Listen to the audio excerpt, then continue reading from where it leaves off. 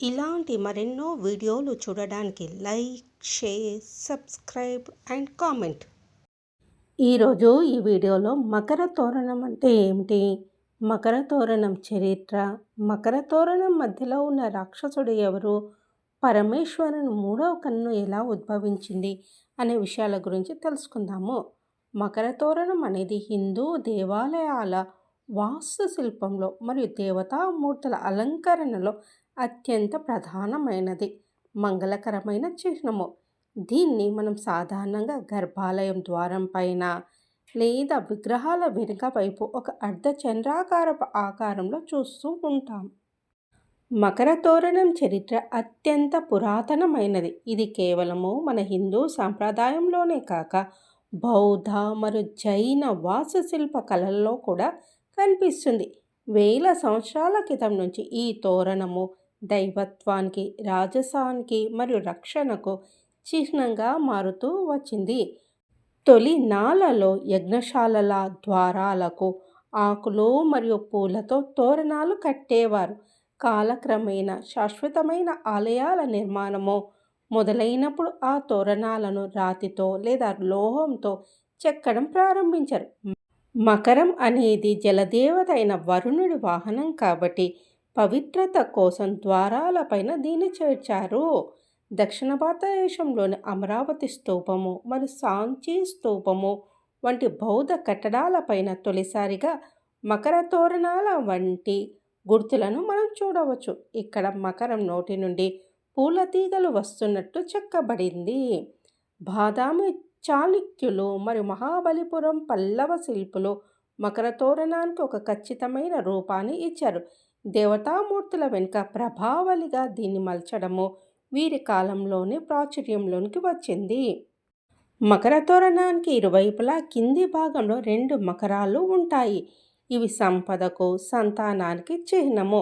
2 మకరాల నోటి నుండి వెలువడే పూల మాలలు లేదా తీగలు పైకి వెళ్ళి కలుస్తాయి.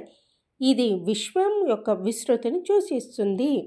దేవాలయాల్లో దేవతా విగ్రహాల వెనుక అమర్చిన తోరణ మధ్య భాగంలో కనుగుడ్లు ముందుకు చొచ్చుకు వచ్చిన ఒక రాక్షస ముఖం కనబడుతుంది. దానికే మకర తోరణం అని పేరు. ఈ రాక్షస ముఖాన్ని తోరణం మధ్య భాగంలో అమర్చడానికి గల కారణం గురించి స్కంద మహాపురాణంలో ఒక కథ ఉంది. పూర్వము కీర్తిముఖుడు అనే రాక్షసుడు బ్రహ్మను మెప్పించి అనేక వరములు పొంది తద్వారా వచ్చిన బల పరాక్రమంతో సమస్త బోనంలోని సంపదను తన సొంతం చేసుకున్నాడు. చివరికి పరమశివుని పత్ని అయిన జగన్మాతను కూడా పొందాలని ఆశించాడు. మకరముఖుడు ఒకరోజు రాహువును పిలిచి శివుని వద్దకు పంపి ఒక వింతైన సందేశాన్ని పంపాడు. శివుడు శ్మశానంలో ఉంటాడు, పుర్రెలను ధరిస్తాడు. అంతటి అందగత్తె అయిన పార్వతీదేవి అతనికి తగదు. ఆమెను నాకు అప్పజెప్పమని చెప్పు అని రాహుతో పంపించాడు.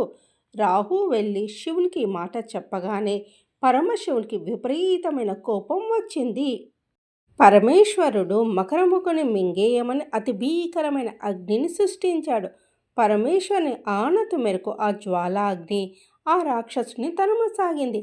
మరణం లేకుండా వరం పొందిన శివుని ఆజ్ఞ మేరకు అగ్ని తనను ఎక్కడ దహించి వేస్తుందో అనే భయంతో పరుగులు తీస్తూ అన్ని లోకాలు తిరిగి ఆ అగ్ని ప్రతాపానికి తట్టుకోలేక చివరకు పరమశివుని శరణు వేడాడు. భక్త సులభుడైన భోళాశంకరుడు ఆ రాక్షసుని రక్షించడం కోసము ఆ అగ్నిని ఉపసంహరించి తన నుదుట 3వ కన్నుగా ధరించాడు. ఆ తర్వాత కీర్తిముఖుడు తనకు విపరీతమైన ఆకలిగా ఉన్నదని, తను తినడానికి ఏదైనా పదార్థాన్ని చూపమని మహాదేవుని కోరాడు. యుక్తిగా శివుడు నిన్ను నువ్వే తిను అని చెప్పాడు.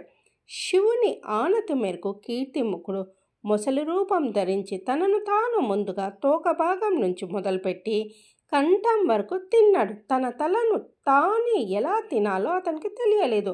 అతని ఆకలి ఇంకా తీరలేదు. శివుని ప్రార్థించాడు.